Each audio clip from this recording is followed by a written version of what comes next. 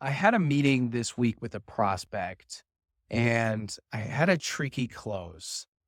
I needed to employ one of my favorite strategies, which I call options. I was talking to this business owner named Tam, and we had went through the overview.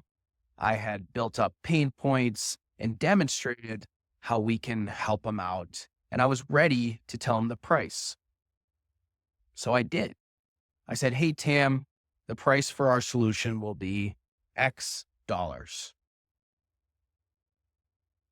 I waited.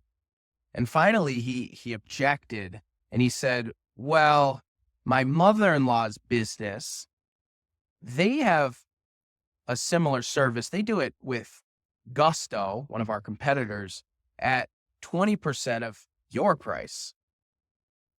Well, that's quite a difference, right?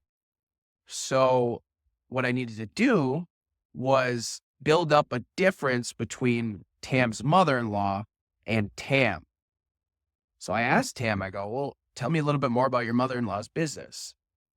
He went on to tell me that she's a mom and pop shop with family members as employees. So I asked him, I said, "Hey, wouldn't you say that her level of HR protection and tracking of sick and safe hours and some of these other things that we're taking care of, wouldn't you say that's a lot less important for her business?" Well, yeah.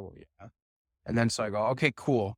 So on one hand, you can roll with gusto and you're not going to have the same level of protection for your business. And you're going to need to spend a lot more time on payroll than if you rolled with us.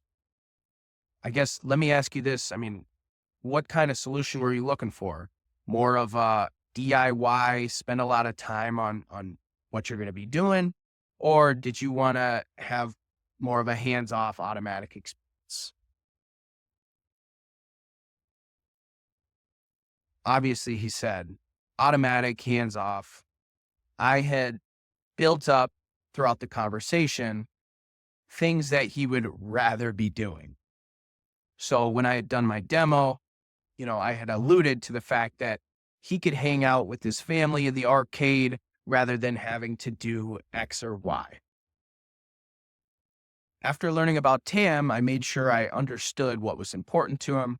So when it came time to that close, we had enough trust that that automatic experience and that level of emotion that I had brought to him was enough to make him move forward.